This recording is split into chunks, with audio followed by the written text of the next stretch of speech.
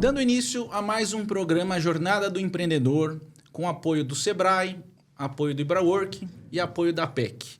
Hoje recebemos aqui, Gui e Sofia, Bárbara Priori, que é mentora e especialista em carreira, formada pela PUC do Rio Grande do Sul e GUP Experts. Com experiência em recrutamento e seleção, ajuda profissionais e empresas a transformarem talento e competência em crescimento, reconhecimento e novas oportunidades. Bárbara, seja muito bem-vinda ao nosso programa Jornada do Empreendedor. Muito obrigada pelo convite, fiquei muito honrada. Quero me apresentar rapidamente, por mais que você já tenha falado um pouquinho sobre o meu perfil. Sou Bárbara Priori, mentora especialista em carreira. Hoje eu atuo em duas frentes, tanto em recrutamento, seleção, treinamento e desenvolvimento, ou seja, para empresas como consultora, e também para profissionais que gostam e querem se desenvolver em suas carreiras, precisam desse planejamento, na recolocação profissional também. Então, hoje eu estou em frente a essa parte de consultoria e também como mentora de carreira. Já tenho a minha consultoria há mais de 4 anos e já ajudei profissionais de diversas áreas, desde cargo júnior até diretores, a se recolocarem em grandes empresas, como a Embraer, Azul Linhas Aéreas, American Airlines, grandes empresas como o Grupo Boticário. Então, eu já tenho a minha consultoria há mais de 4 anos. Bárbara, para iniciarmos aqui, muitos empreendedores começam dominando a parte técnica do negócio. Tá. Em que momento eles precisam começar a desenvolver sua marca pessoal para continuar crescendo? Perfeito. Eu vou usar a fala do Flávio Augusto.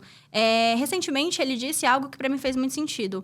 Ele mencionou que nem sempre é o profissional mais qualificado, o empreendedor mais técnico falando, que consegue vender mais, mas sim aquele profissional mais conhecido. Então, a gente está no momento em que o marketing... Qual que é o nosso bem mais precioso hoje? O tempo. Então, hoje a gente disputa muito a atenção das pessoas na internet e a gente disputa muito essa questão de espaço dentro da internet. Então, quando a gente fala de uma questão técnica, é importante que você, empreendedor, conheça do seu negócio, conheça do seu nicho, entenda o seu cliente, o seu produto, mas também é importante que você conheça de outras frentes, marketing, comercial, que você entenda como que você pode chegar até o seu cliente através do marketing, por exemplo. Então, eu sempre falo que é importante trabalhar a marca profissional e essa marca profissional ela não é só trabalhada numa rede social, mas ela é trabalhada a todo instante. A forma como você se comunica com as pessoas, a forma como você se apresenta, a forma como você fala. Então, com o seu cliente, inclusive, uma questão muito importante do empreendedor são as indicações. Sim. Se você não faz um bom trabalho com o teu cliente, o teu nome fica manchado. Então, é muito importante que quando a gente fala dessa questão de marca profissional, a gente está falando de um todo. A gente está falando de posicionamento, a gente está falando de redes sociais, a gente está falando de postura, a gente está falando de apresentação. Então, é muito importante que esse profissional não tenha só a técnica, mas também que ele entenda que ele vai precisar se desenvolver em muitas coisas. Uma coisa muito importante também que eu sempre falo... Nada me desenvolveu mais quanto empreendedorismo. Nada. Eu falo que eu tenho a minha consultoria há mais de 4 anos. Eu nunca evoluí tanto quanto empreender. Porque eu tive que aprender não só sobre o meu produto, sobre o meu serviço, mas eu precisei me desenvolver em questões de crenças, o quanto que eu era boa, o quanto que eu não era. Eu precisei me desenvolver em finanças, porque o empreendedor ele precisa entender sobre o financeiro. Eu precisei aprender sobre marketing comercial. Então... É importante que o empreendedor ele não tenha só a técnica, mas que ele também busque informações, repertório e que ele busque entender o todo da empresa dele. Bárbara, aproveitando esse teu repertório que você tem dentro da área de recursos humanos e tudo mais, com essa nova cultura do PJ e tudo mais, essa nova forma de trabalho que existe uma onda se formando de alguma forma, tomando forma de pessoas deixando a CLT e passando para o mercado de empreendedorismo, passando a atender como um terceirizado, alguma coisa nesse sentido. Tem essa mudança no cenário? Tem essa mudança no cenário, só que a gente precisa tomar muito cuidado. Eu, quando trabalhava dentro de uma empresa como gestora de RH, eu tinha muito cuidado de andar de mãos dadas com o jurídico. Então, o que acontece? Quando a gente fala de pejotização, a gente precisa entender que a pejotização, no fundo, no final do dia... Como ele vem se apresentando no mercado de trabalho hoje, ele é caracterizado como uma fraude. Porque a gente precisa entender que na CLT existem algumas questões que ela caracteriza um trabalho formal CLT. Então, habitualidade, pontualidade, tudo isso caracteriza um vínculo CLT. Muitas empresas fazem isso no final do dia para não ter ali os impostos, os encargos trabalhistas. Então, a gente precisa entender algumas coisas. Claro que vai ter empresas que contratam esse colaborador num regime de PJ e faz certinho. Olha, então, você vai ter esse X de serviço durante o mês, você vai ter essas informações, você vai ter que cumprir esse escopo. Agora, quando o profissional ele precisa entrar às 8h30, sair às 5h30, ali a gente já caracteriza um vínculo de trabalho. Então, existe sim esse movimento. Muitos profissionais nem sabem que isso é um grande problema, mas é sim uma grande dor também do empresário, porque a gente sabe que existem muitos encargos. Sim. Mas é preciso tomar muito cuidado. Porque caso esse profissional ele recorra à justiça, ele pode, inclusive, pedir ele pode retroagir todos esses benefícios, todos esses encargos ali dentro de um processo trabalhista. Sim. Teve algum projeto que superou suas expectativas e trouxe resultados surpreendentes? Projeto de carreira? Posso mencionar um projeto de carreira, por exemplo? Tô no momento em que eu tive uma mentorada que ela... Foi muito, muito legal a história dela. Inclusive, a gente fala do empreendedorismo um pouco da história dela. Ela foi uma servidora pública da Faculdade de Direito de São Bernardo e a dúvida dela era a seguinte. Eu sou advogada também, eu largo o meu serviço público e vou para o meu escritório ou eu me mantenho nos dois? E aí, o motivo disso tudo é porque ela estava muito exausta. Imagina, trabalhar em dois... né? Às vezes, o profissional ele precisa trabalhar em 2 empregos. Então... ela estava muito exausta em relação a isso. Só que faltava 9 anos para ela se formar, para ela se aposentar. Então, eu falei o seguinte, vamos para a mentoria, vamos entender tudo isso. Quando eu comecei a trabalhar com ela, eu fui buscando nas camadas entender o porquê que ela queria advogar e o porquê que ela queria o serviço público. Eu falei para ela, olha, o que você pode fazer é manter os dois, faltam 9 anos só para você finalizar. Só que o que eu fui descobrindo dentro dessas camadas? Que existia uma crença muito grande de que se ela fosse servidora pública, ela não seria uma boa advogada. E eu disse para ela exatamente o contrário. A gente foi trabalhando crenças. Dentro de mentoria de carreira, a gente tem uma série de ferramentas. Então, existe uma ferramenta chamada sabotadores. E eu fui descobrindo esses sabotadores, fui descobrindo essas crenças. E quando eu mostrei para ela uma outra vertente, um outro prisma, eu disse, é porque você é uma servidora pública da Faculdade de Direito de São Bernardo que você vai ser uma excelente advogada. Você nunca tinha pensado por esse olhar? E foi muito engraçado, esse case eu considero de muito sucesso, porque ela não gravava vídeos, ela tinha muita vergonha de gravar vídeos. Apesar de ser uma advogada, ter uma oratória muito boa, ela não conseguia gravar vídeos, ela não conseguia vender muito bem o serviço dela, né, que no caso dela advogada. E ela começou, depois dessa crença, que a gente foi quebrando essa crença, hoje ela grava vídeos, então ela tá no serviço público e ela também está empreendendo ao mesmo tempo. Colocou, a gente, né, eu falei para ela automatizar os sistemas, então usou IA, né, para automatizar muitos sistemas, contratou pessoas ali para ajudar, colocou os filhos, inclusive, né, empreendedora às vezes tem isso, né, vamos colocar o filho para trabalhar. A família inteira trabalhando. A família inteira trabalhando. Então, vamos colocar os filhos ali para fazer alguma coisa? Então, eu fui ajudando ela a entender o que estava por trás daquele eu quero sair de ser servidora pública para ir advogar. Bárbara, o que os empresários mais erram na hora de contratar colaboradores e como evitar esses erros que custam tempo e dinheiro? Essa é uma ótima pergunta. Quando a gente fala de contratação, a gente precisa entender o que está por trás dessa contratação. E o que está por trás da contratação é uma necessidade. Todo cargo nasce de um problema. Existe um problema na organização que precisa ser resolvido. Então, para a gente entender esses problemas, a gente precisa entender o que essa pessoa precisa fazer para solucionar. A gente vem para o escopo da vaga. O que acontece é que muitos empresários acabam, ainda mais no começo de um negócio, vem primo, vem sobrinho, vem tio, vem trabalhar para mim, não sabe, vem amigo, vem colega, não sabe se essas pessoas têm ali os conhecimentos necessários, muitas vezes o comportamento necessário para ocupar, né, aquele cargo. Sim. E aí começa a chamar essas pessoas. Sendo que a gente precisa entender que parte tudo do princípio, do escopo da vaga. Então, eu preciso de uma pessoa que tenha essas competências técnicas. Eu preciso de uma pessoa que tenha essas competências comportamentais. E aí, sim, fazer esse mapeamento e buscar no mercado esse profissional. Então, eu acho que o maior problema do empresário e a gente sabe que o turnover dentro das empresas é uma grande dor. O turnover hoje, né, o turnover é a entrada e saída de colaboradores muito rápido. Então, a gente sabe que é uma grande dor do mercado. Por isso que dentro de um recrutamento e seleção, a gente precisa de um processo. Eu sempre falo que tudo é sobre processo. Começo, meio e fim. Como que esse processo está desenhado? Então, assim, eu sempre falo que o ponto de partida é entender primeiro uma coisa muito importante, a cultura da empresa. Qual é a cultura da empresa? Sim. Quais são os valores? Dentro do setor, qual é o escopo da vaga? O que esse profissional ele precisa fazer? Que competências técnicas ele precisa ter? Que comportamentos ele precisa ter? Ou, às vezes, desenvolver para ocupar esse cargo? E ele tem alinhamento com os nossos valores, com a nossa cultura? Então, parte do pressuposto de um processo. Tem alguma competência que você acha que vai ser mais valorizada agora para os empregadores nos próximos anos?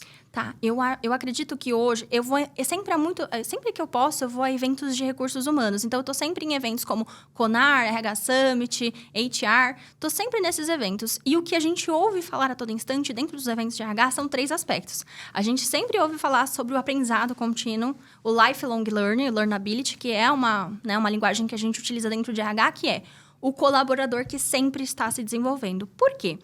Um outro aspecto que a gente ouve falar também nesses eventos é a saúde mental, que está em alta, em R1, tudo acontecendo. E a gente ouve falar muito da inteligência artificial. No mundo em que a inteligência artificial faz muito, tem ali, né, um entendimento, a gente quer o quê? Uma pessoa que seja adaptável, uma pessoa que saiba aprender, uma pessoa que tenha um coração ensinável, que é aquela pessoa que tira os seus paradigmas, tira as suas crenças para aprender o novo. Porque essa pessoa muito inflexível é uma pessoa difícil no mercado como um todo. A partir do momento que a gente tem novas tecnologias nascendo todos os dias, a gente quer um colaborador que tenha essa mente aberta. Então, se eu pudesse dizer uma característica de comportamental que o colaborador precisa ter, é essa habilidade de sempre estar se desenvolvendo. Interessante. Se é uma corporação, se é uma empresa de grande porte, tem-se maneiras diferentes de se tratar o colaborador para manter ele, para reter o talento dentro da empresa. Quanto a MEI, isso é um pouco mais complicado. Ele tem toda a questão de ele estar muitas vezes formando a cultura, ele começou o negócio porque ele identificou uma oportunidade, alguma coisa nesse sentido, e ele ainda está entendendo a própria cultura do próprio negócio dele. Então, como ele pode manter esse talento que muitas vezes custa caro para ele treinar? Se ele tiver que passar por um novo processo de contratação, de treinamento, não pode muitas vezes oferecer um salário competitivo, como é que ele pode reter esse talento? Tá. Uma questão que a gente precisa entender, eu gosto muito da filosofia estoica. Aquilo que a gente pode controlar, aquilo que a gente não pode controlar. E é o que acontece, eu não posso controlar o outro. O que eu posso fazer é entender o ambiente em que o outro está inserido, como que eu posso fazer para que esse ambiente seja um lugar legal para ele querer ficar. Então, esse é um primeiro ponto que a gente precisa entender. Porque eu, por exemplo, como recrutadora, eu já fiz contratações em que o candidato olhou no meu olho e falou assim, eu vou ficar por um tempo nessa empresa. Deu 1 semana, ele foi embora. Então, assim, as pessoas, elas acabam fazendo acordos ali, muitas vezes, que vão ser quebrados. Então, o que eu preciso entender? Tá, eu tenho um colaborador. O que é importante para esse colaborador? Porque, às vezes, na nossa cabeça, o que é mais importante para um colaborador é dinheiro. E, muitas vezes, a gente está no mundo do dinheiro. Eu sempre falo isso, né? Que o dinheiro é importante para todos. Mas não necessariamente só isso. Eu vou falar como mentora de carreira. Muitos profissionais saem de grandes organizações, não é por conta de salário. Muitas vezes é como se fosse um mantra, inclusive. Eu não me sinto valorizado. E aí, eu vou entendendo o que é valorização para você, o que é de fato, o que você quer me dizer com valorização. Gente, às vezes é um tapinha nas costas que ele queria. Ele queria que o líder olhasse para ele e validasse o trabalho dele. Então, às vezes, é tão simples isso. E eu falo, tá, então você quer para uma empresa que ela valorize o seu trabalho? Vamos entender sobre a cultura das empresas? Vamos entender que empresas que têm esse movimento? E como mentora de carreira, eu sempre falo que é muito importante que as empresas desenvolvam seus colaboradores. Às vezes, nesse caso, vou dar um caso específico. Uma imobiliária que eu estava fazendo toda a consultoria para ela, eu fui conversar com um dos colaboradores. Sabe o que ele queria? Ele queria ir a um evento da área de imobiliária. Eu falei assim, viu? O seu funcionário, ele quer ir no evento junto com vocês. Sério? Eu falei, sério. Ele está interessado em conhecer mais sobre a área. E aí, o dono ficou super feliz. Só que ele não chegou para perguntar para esse colaborador se ele queria ir. Entende? São coisas tão simples. Às vezes coisas simples, na verdade, né, Bárbara? Muito simples. Às vezes é um treinamento que você paga, um evento que você deixa ali. Então, são coisas que... Um tapinha nas costas. Conversa com o teu colaborador, então. Com o teu colaborador. Entende o que faz sentido para ele. Ainda mais no MEI.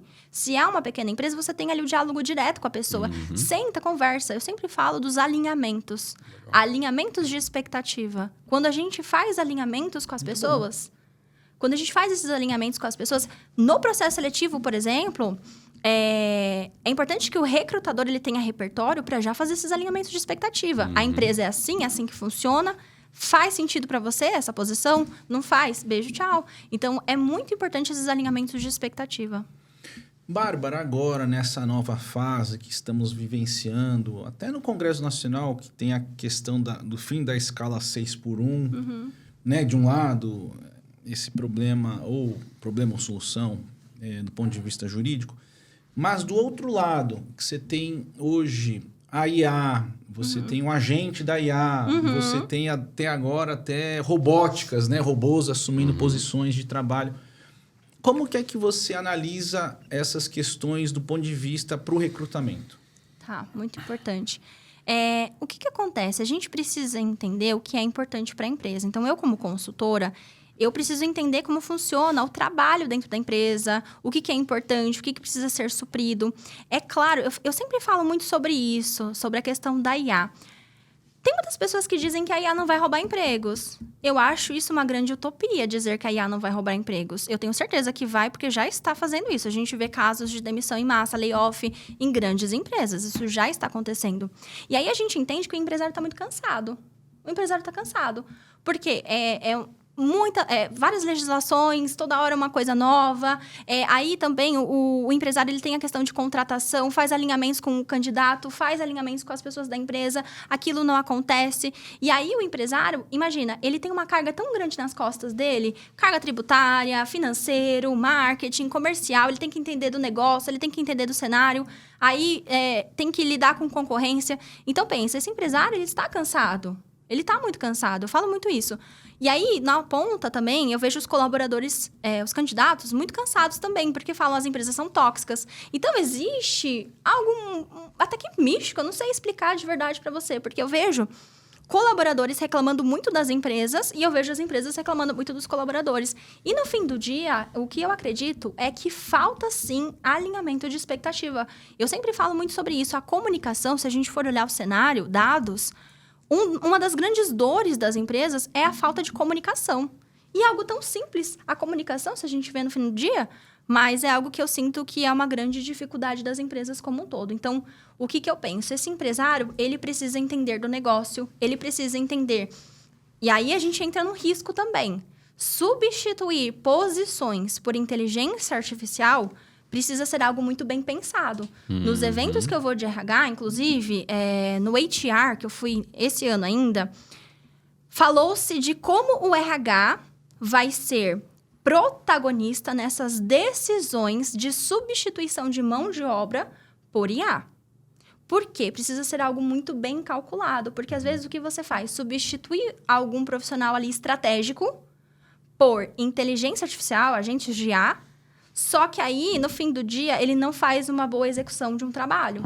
E aí, isso pega o quê? Respinga na ponta que vai pegar ali no teu cliente. Então, é muito importante que seja algo calculado, planejado, algo que você já entendeu os riscos de tudo isso, faz sentido, não faz, e não sozinho, muitas vezes junto com uma equipe que também vai pensar no posterior a isso. Tivemos muitos casos crônicos nos últimos meses, aí, no último ano, dá para se dizer, de layoffs que foram realizados e depois as empresas tiveram que recontratar esse pessoal ao custo altíssimo, porque é caro mandar embora, é muito mais caro chamar de volta. Sim, então, totalmente. Foi uma coisa que aconteceu recentemente, inclusive recentemente o gestor da Anthropics, acho que foi, que ele comentou que está mais caro para contratar um agente de IA do que para contratar uma pessoa para determinadas áreas. Então, assim, vamos substituir todo mundo, boa sorte. Não é tão simples assim, né? Exato. E até uma questão que você trouxe do empresário com as legislações, a gente vai falar, inclusive, até da NR1, que é um tema extremamente em alta. E aí, o que acontece? Eu, como consultora de RH, tenho visto muitos empresários chateados com a questão da NR1, porque disseram o seguinte, agora eu vou ter que fazer terapia no meu colaborador? É isso? Então, agora eu vou ter que pagar para o meu colaborador para fazer terapia? Então, como que eu divido isso dele ter ali, de repente, uma ansiedade, uma depressão ele já tem um problema que vem muitas vezes da própria família e eu que vou ser o responsável. Então, trazendo até uma clareza sobre esse tema, não é nova NR1, porque não existe nova NR1. A NR1 já existe há muitos anos. A NR1 é a norma que regulamenta a segurança do trabalho. É a norma mãe que regulamenta todas as outras. Existe uma atualização que diz que as empresas precisam fazer um bom mapeamento dos fatores de risco. A gente não fala sobre terapia, a gente fala sobre ambiente. Então, as empresas precisam fazer esse mapeamento, ter um inventário, entender os riscos e, principalmente, ter os programas contínuos para esse problema, esses fatores, tenham ali uma diminuição. Então, é muito importante que o empresário entenda também. E aí, a gente fica com dó do empresário no fim do dia, né? Porque ele tem que entender tantas coisas. Então, é importante que ele entenda que não é o cenário de fazer terapia no colaborador nem nada disso, mas sim entender sobre como que está o ambiente, como que está a empresa. Aquela máxima do líder assediador, do líder tóxico, que muitas vezes ele é muito bom no sentido técnico, ele é muito bom de resultados, e aí a empresa passava aquele pano para aquele chefe. Não vai poder mais acontecer. É importante que a empresa treine este líder, é importante que a empresa dê consciência para esse líder que ele vai ter que aprender a se comunicar, ele vai ter que aprender a conversar com as pessoas se ele tem essa dificuldade. Até porque o resultado é subjetivo nesse ponto. A partir do momento que você começa a analisar o índice de turnover, de que as pessoas não param na tua empresa, que você começa a analisar o índice de, por exemplo, o pessoal dando atestado para não ir trabalhar, o índice de pessoas que começam a queimar a tua imagem, a imagem da tua empresa lá fora, então, assim, comentários em redes sociais e tudo mais. Você vai analisar tudo isso, você analisa o resultado, os valores de venda e faturamento unicamente, mas não se vê tudo isso, não se faz a fórmula completa do impacto disso tudo, né? E isso foi uma coisa muito importante que você trouxe, porque eu sempre falo que essa atualização da norma, ela veio sim para penalizar, ela veio sim para fiscalizar. A gente sabe que o governo tem um grande valor ali de afastamentos, né? Paga-se muito por esses afastamentos. Só que o que acontece também? Esse empresário, ele precisa ter consciência de números. Então, vamos falar de negócio? Já que eu sei que dinheiro é importante para o empresário, é música para os ouvidos de um empresário. Quando a gente fala de um ambiente em que o colaborador, ele tem o psicológico para poder fazer um bom trabalho, que ele tem valorização, que ele consegue performar dentro daquele ambiente, a gente sabe que isso respinga nos números. Um colaborador que tem dificuldade naquele ambiente, um colaborador que tem medo da liderança, um colaborador que é assediado, é um colaborador que ele vai para a empresa e ele faz o mínimo. Ele faz o que dá para ser feito. Agora, um colaborador que ele tem o entendimento de que ele pertence àquele ambiente, ele tem o entendimento de que ele é valorizado, eu tenho certeza absoluta, isso respinga em números. Ele vai performar muito mais. E isso vai trazer pro empregador, no final do dia, dados, vai trazer lucro, vai trazer aumento de faturamento. A gente fala... Exatamente. A gente fala o quê? Do ponteiro do negócio. Então, o ponteiro do negócio, vai lá para cima. Então, eu tenho falado com muitos empresários a respeito da NR1, não no sentido de amedrontar o empresário. Olha, vai ter multa. É fiscalização. Não. E se a gente pensar na tua empresa de uma outra forma? Se a gente trabalhar esses programas de uma forma em que você tenha mais lucro? Então, quais são as metas da sua empresa? Então, todo final de ano, a área de recursos humanos, junto com algumas áreas, sentam para fazer o planejamento estratégico da empresa para o ano seguinte. Então, vamos entender metas, vamos entender para onde a gente quer ir. Vamos entender o faturamento da empresa. Então, é pensar, que pessoas a gente precisa para alcançar essas metas? Que ambiente a gente precisa fornecer para o nosso colaborador para ter um aumento de faturamento? Eu acho que é muito sobre isso, é muito sobre esse movimento. Bárbara, estamos chegando próximo ao fim do nosso programa, mas antes disso, te abrir aqui a possibilidade da fala, das considerações finais. Perfeito.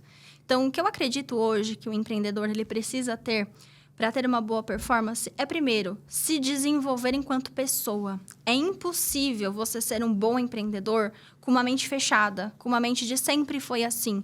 Eu acredito que o empreendedor ele precisa sempre de muito repertório. O entendimento não só sobre sua área, mas sobre diversas áreas, sobre o que está acontecendo no mundo. É muito parecido de como eu falo na mentoria de carreira. Às vezes, os profissionais de mentoria de carreira falam assim, eu não consigo um emprego. Eu falo, por que não consegue um emprego? O que está por detrás disso? Um cenário, né? Então, eu sempre falo para a gente fazer leituras de cenários. Então, o empresário, se ele quer performar muito bem, ele precisa entender como que está a área dele, como que está o produto, como que está o mercado, como as pessoas, como ele chega no cliente dele, qual o produto que ele vende, ele é sustentável? Existem pessoas vendendo mais barato, existem pessoas vendendo mais caro esse produto. Como que o mercado está? Então, eu sempre falo que o empresário ele precisa se desenvolver em vários aspectos. Ele precisa também saber se comunicar. É muito importante que o empresário tenha o... Não falo dom, mas o desenvolvimento da comunicação, porque tudo é sobre desenvolvimento de competências. O empresário ele também precisa entender que não é só o colaborador dele que tem que desenvolver competências. Ele, enquanto líder, ele precisa ser referência. Ele precisa estar em desenvolvimento em masterminds. Eu falo muito sobre isso, masterminds, junto com outros empresários. Ele precisa ter ali uma comunicação. Às vezes, um colega de uma outra área traz para ele um repertório de um produto, de um serviço que ele poderia ter lançado. Então, o empresário ele não descansa. Essa é a verdade. O empresário ele não pode descansar. Ele precisa ser o primeiro a ter a habilidade de lifelong learnability e se desenvolver a todo custo. Pessoal, muito obrigado pela participação de vocês até esse presente momento e fazer um agradecimento especial ao Sebrae, representado pela Sofia, ao IbraWork aqui pelo Gui, também pela APEC e a nossa convidada especial, Bárbara Priori, que deu uma aula aqui de recrutamento. Muito obrigado, Bárbara, pela sua participação. Eu que agradeço. Muito obrigada.